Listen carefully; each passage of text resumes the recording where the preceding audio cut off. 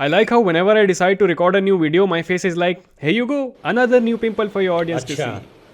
We all know how important pagination is when it comes to any kind of website, like an e-commerce site or a social media site, etc. And that is why in React.js interview rounds, interviewers often ask you to create a pagination for a certain list of data so that it can be structured properly. So that's why in this video, I'm going to discuss two types of pagination questions that are most asked in our front-end interviews. One of which will be completely front-end driven and the other one will be more of a back-end driven problem. So before moving forward, let's understand what pagination actually is. So if I go to Google and type roadside coder, you're gonna see we have all of these search results, and when you go to the very bottom, you can see we have these pages like first page, second page, third page, and we have this next button as well. So if you click on second page, yep, we are on the second page. If we click on third page, we are on the third page. Do you notice something? We had the next and previous button as well, but when we are on the last page, the next button is gone. But if we click on this previous button, we are on the second page now, and when we click on the next button, we're on the last page now. But as soon as we reach the last page, the next button is gone. So pagination basically allows us to present a lot of information in small and manageable chunks. As you can see over here that we are not displaying everything in just one page. We are breaking down all of our search results into 3 pages. So this is exactly what we are supposed to build with these previous and next button as well. So the interviewer will give us a dummy API from which we are going to fetch a lot of data, and then we are going to take that data and structure it in our front-end app. So I'm going to quickly open Code Sandbox and create a new React.js app. And also the complete code for this video, you can find it in the link in the description down below. So the interviewer has provided us with this dummy JSON API. When we run this over here in our browser, you're going to see we get a lot of dummy products. And this API has this this limit param. When we say limit equals 10, it's only going to display us the 10 products.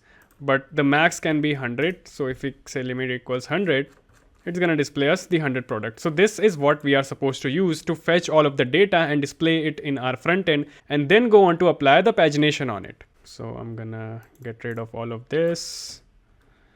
Go to style.css. Okay, I'm gonna get rid of that. Now over here, I'm gonna quickly fetch all of the data from our API. So let's create a new function called const fetch products. Now you can use anything, like you can use fetch to fetch all of the products, or you can use a library like Axios as well. I'm just gonna simply use the fetch. So fetch, and I'm gonna provide that API over here. I'm going to take the response in this res variable. Now, since this is an asynchronous call, I'm going to make this function as async and put the await before this to wait for the promise to get resolved. Now, after we receive our data in this response, we are supposed to convert it into a JSON, right? Const data equals response.json. And I'm also going to put await before this to wait for the further operation. Now let's quickly console log the data over here to see what we get. And we are going to call this fetch products function in our use effect. So use effect is a hook provided to us by React. I'm going to explain to you how that exactly works. So use effect takes 2 things. One is a callback and other is a dependency array. When you keep the dependency array empty, this is only going to run one time when the component is rendered for the first time. So over here, I'm just going to call fetch product so that this can only be called the first time the R component is rendered. And obviously this is giving us error because we haven't imported it. So import from React. Use effect. Cool. I think we should get something in the console. There we go. We get all of our products over here in this array of 100 elements. We get this total, we get this skip, and we get this limit as well. Awesome. Now we're supposed to keep all of these products in some variable, right? So I'm just going to create a state over here. So use state. Now use state gives us 2 things. And also you can see I have imported use state from React. Now use state gives us an array with 2 things. First is going to be a variable, which I'm gonna, let's say, products, and other is going to be a function which is going to be used to change that particular variable. And the initial value for this will be an empty array. So how do we change this? I'm gonna take this, and so we're getting this data in this data variable, right? So I'm just gonna say set products to data.products. That's all. And also, just to be safe, I'm gonna check over here if we have something in data and we have something in data.products, only then we are supposed to set the products. Now we're gonna take these products and render everything in our app. So let me just show you first by console logging the products that it's working. Yep, there you go. We have all of our products over here in this object. So let's go on and render all of our products. So inside of this app div, just gonna remove this class name app. I'm not gonna need that. So I'm gonna say products dot length. If we have anything inside of this products, that is the length is more than 0, only then we are supposed to render these products, right? So if the length is more than 0, then we are supposed to create a div over here. Now this div is going to be having a class name, which I'm gonna say products. Now inside of this, we are going to map through all of the products. So map is a array function in JavaScript. If you haven't seen my map filter reduce video, you can click the link in the description down below and check out that video if you are not aware about what map, filter or reduce and all of these array functions are. Now map takes a callback and provides us a variable in this callback, which is going to be our current item inside of this array. So I'm gonna say return, and I'm gonna return a span, and currently I'm just gonna say prod.title just to see if everything is working fine. Yep, I guess it is. We get the name of all of these products, but I guess we're supposed to style it as well. So I'm gonna remove it. Also we have picture as well. So if you see you can see we have inside of these objects, we have a lot of things. We have title, description, price, thumbnail. So we're just gonna need one of the image, or probably we're gonna need the thumbnail, and we're gonna take it and just display the image and the title. So inside of this, I'm gonna say img, and src will be prod.thumbnail. Let's see what do we get. Cool, we're getting all of the images of these products. Awesome. And also don't forget, you are also supposed to put an alt tag over here, which is pretty important while you're developing our apps.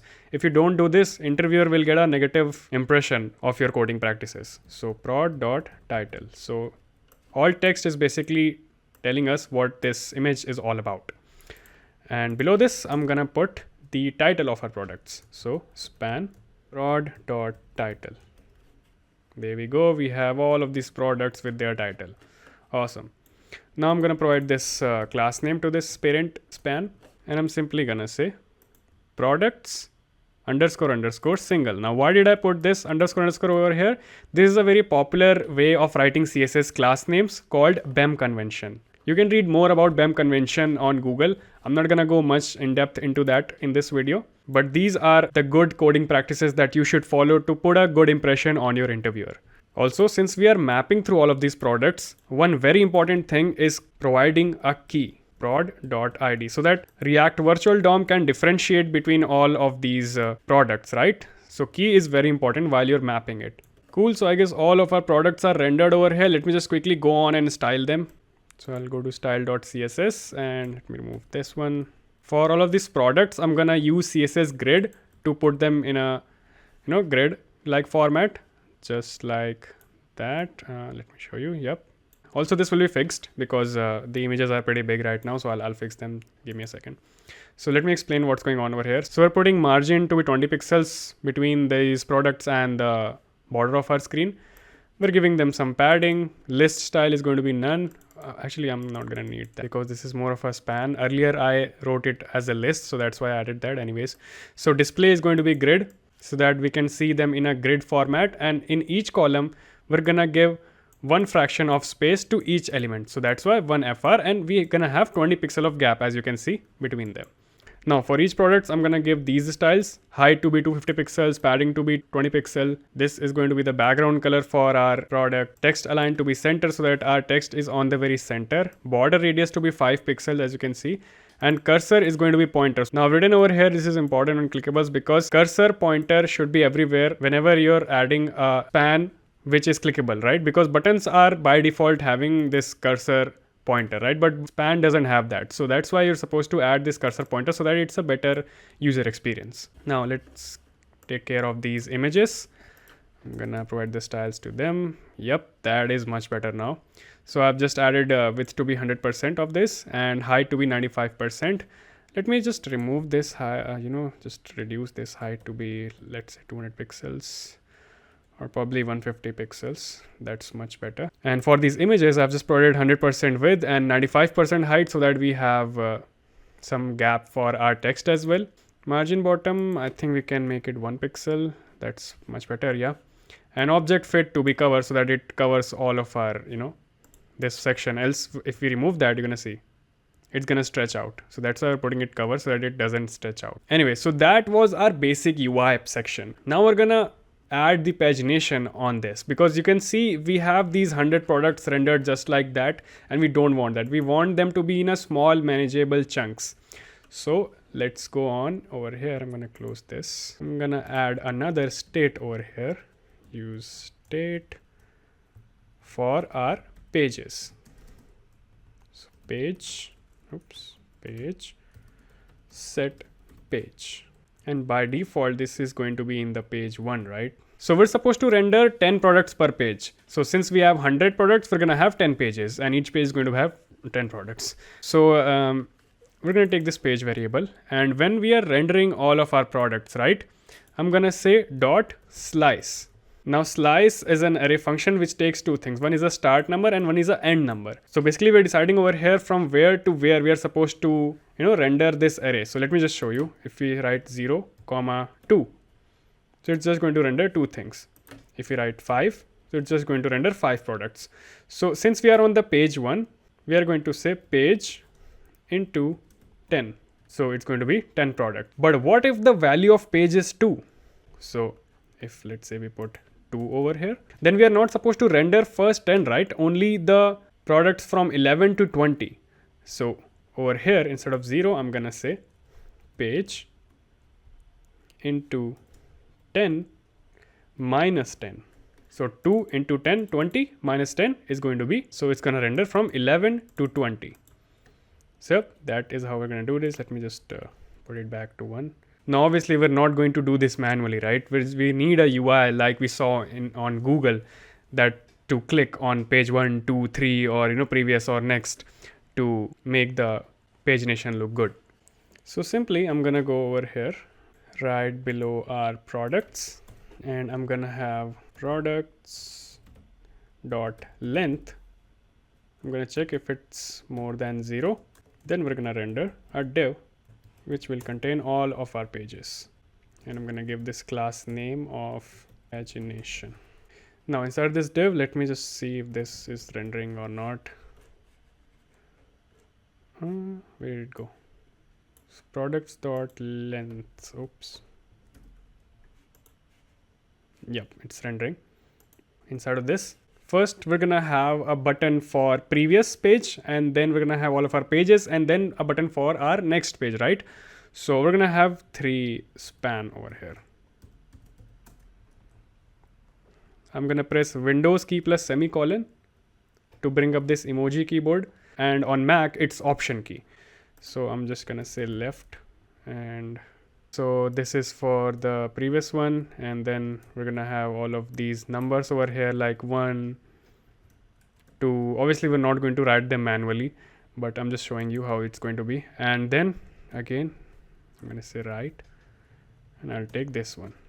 So let's render all of these middle numbers with respect to how many products we have. So how will we know how many products we have? I'm just gonna say array. And how do we decide it? So I'll say products dot length divided by 10. So this will be 100 divided by 10, that is 10 pages, right? Just gonna put it into an array and spread it so that it gets a new array inside of this array. So now I'm gonna say dot map, and obviously we're not going to take anything from this array because this array is empty. So I'm just gonna say underscore, but I'm just gonna say underscore, and then I'll take the index. So I'm gonna take this I over here, and simply I'll say return span, and I'll render this I plus 1 because I starts from 0, right? We're not gonna start our pages from 0. So from 1 to 10, I'm gonna give this a key because that is important when we are mapping through anything in React. Cool, that looks good. Let me just quickly style this. I'm gonna go to style.css. I'll say pagination. The padding will be 10 pixels. Margin, top and bottom will be 15 pixels. Left and right will be 0. Display is going to be flex, and justify content to be center so that it's on the very center of our screen. Now for each of the span, I'm gonna have the following styles. We're gonna have padding around them, some border, and some cursor pointer, because they are span, right? They are not button, that they're not going to have a cursor pointer by default. So yeah, I guess that looks good. Now let's add the functionality so that whenever we click on any of these, this can fetch that particular page. And also we should see that this particular page is selected as well. So in the app.js, I'm gonna add an on-click event over here. I'm gonna create a new function for this. So I'll just say select page handler or selected page handler, whatever you want to name it. Let's create this function over here, const select page handler. Okay, now whenever we click on any of these, we should make changes in this page state, right? Set page state. So I'll say set page to be whatever the page that we get from here. So I'm gonna send. So let's say if we are on the first page, so I'm just gonna send the index. So i+1. So i+1 over here. I'm gonna receive the selected page and provide it right over here. Let's see if this is working or not. If I press this, yep, we get the second page, third, fourth, fifth, sixth. Awesome, this is working fine. Now we're gonna come to this later. Let's first add that selected page functionality.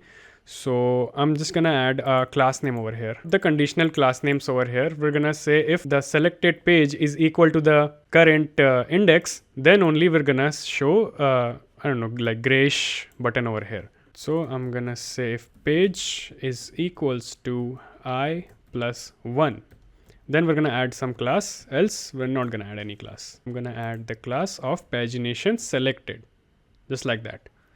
And let's give it some styles like that. And yeah, you can see we are in 6th page now, 5th, 4th, 3rd, 7th, 8th. Awesome. So this is working as expected. Now let's take care of these buttons. Like whenever we're supposed to press this should go one page forward, and when it's on the very last page, this should not be visible. Yes, I'm just going to simply take this on-click function and I'm going to provide it to it.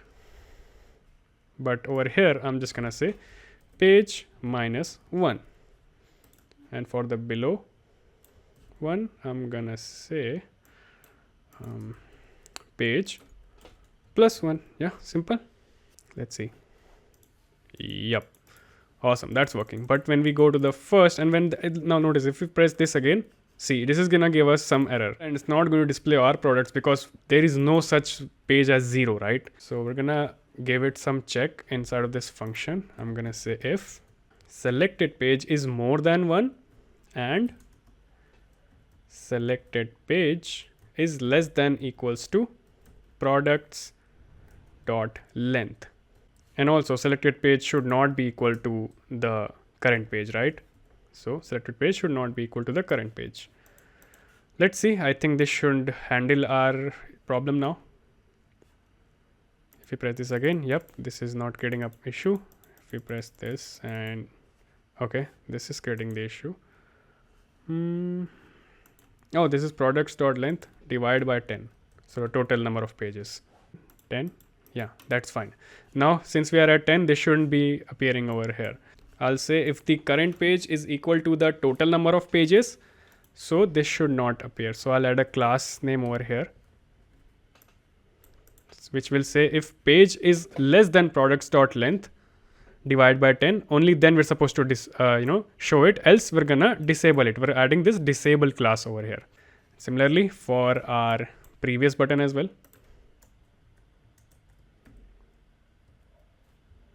If it is more than 1, then do nothing, else pagination disabled. Okay, let's add this pagination disabled class, and this will simply have the opacity to be 0. That's all. Let's see. So you can see we are in the first button If you go to second page, yep, as expected. If we go to the 10th one, yeah, last one is gone. So this is exactly what we were supposed to create in our interview. And if you're able to create this, you will definitely pass your React.js interview round. Now, as I mentioned, there can be another approach for these type of questions. I mean, there can be another variation for these types of questions. This was completely front-end driven, right? But in more of a real world scenario, what happens is we usually have an API, which we say, okay, just give me 10 products for this page and just skip all of the previous ones. So if you go to our dummy JSON API, we have this limit equals to 10 and we have this skip equals to 10 as well. So what's going to happen if we do this? If we run this, it's going to display us 10 products, which are going to be from 11 to 20, and it's going to skip the previous 10, like from 0 to 10. So if I try to run this, if I take this, you're going to see we get these products from ID 11 to all the way to 20. Right, so let's use this and implement this in our app. First of all, I'm gonna have a use state for total number of pages now, because now we don't know how many pages are going to be there, since it's going to be completely backend driven.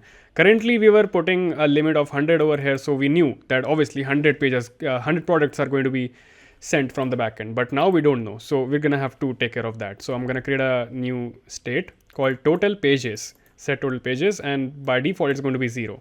So now whenever we're going to fetch this, I'm going to put set total pages to be data.total. If you remember, we had this total as well. If you don't, let me just quickly console log and show you. Yep, we had this total as 100, right? So now we know for sure that total number of products that are going to be sent from the backend is going to be 100. So even if we put limit of 10 over here, still we get this 10 array element, but in the total variable we still have the 100 value. So the total pages will be 100 divided by 10, because 10 is what we want per page, right? And over here we're going to say limit to be 10, and we are also going to say and skip to be something like 10 or whatever it is. So we have to decide it with respect to on which page we are currently in. So if we are on the first page, so actually it's gonna work exactly like what we did over here in the slice. So we're gonna skip these many products. So I'm just gonna take that and let me just remove this slice. We're not gonna need this anymore because this is not front-end driven anymore. And to be honest, this is actually a better approach. This puts more pressure on the backend and makes our website more performant, right? Because we don't have to fetch all of the 100 products in our front end and make our website bloat with all of this data. So I'm gonna take that and I'm gonna need backtick. Yep. Now I'll add that logic. Page multiplied by 10 minus 10. So let's see. Yep, we have this 10. Okay, this is broken now because obviously the number of products are only 10. So according to this, 10 divided by 10 is 1, right? So I'm gonna need this total pages. So wherever we were using this products.length divided by 10, I'm gonna use total pages over here. Anywhere else? Yep, here. Yeah, I think that should be good enough. Should we try this out? Let's see. If I say 2, okay, something's definitely wrong. Yeah, so whenever we are changing the page, right, we are supposed to call this fetch products function. So you might remember I mentioned this use effect is called only once if this dependency array is empty. But if we, let's say, put page in there, then it's going to be called whenever this page variable changes. So if I say 3, page changed, and it's going to call this fetch products again with respect to this current data. 4, 5, 6. Awesome. So this is working flawlessly. Now, before ending this video, I would like to mention that if you're preparing for your front-end interviews and you would like me to help you in your front-end interview preparation, just click the link in the description down below and book a one-on-one call with me. We're going to discuss tips, tricks. I'm going to provide you the roadmap and a lot of important resources that are going to help you in your front-end interview preparation, just like this question that we have discussed over here. So click the link in the description down below and book a one-on-one call with me. And if you're already prepared for your front-end interview and you would like to test if you are prepared well enough, you can book a mock interview call as well with me. So if you like this video, give this video a huge fat thumbs up and subscribe to the channel for more such awesome interview videos.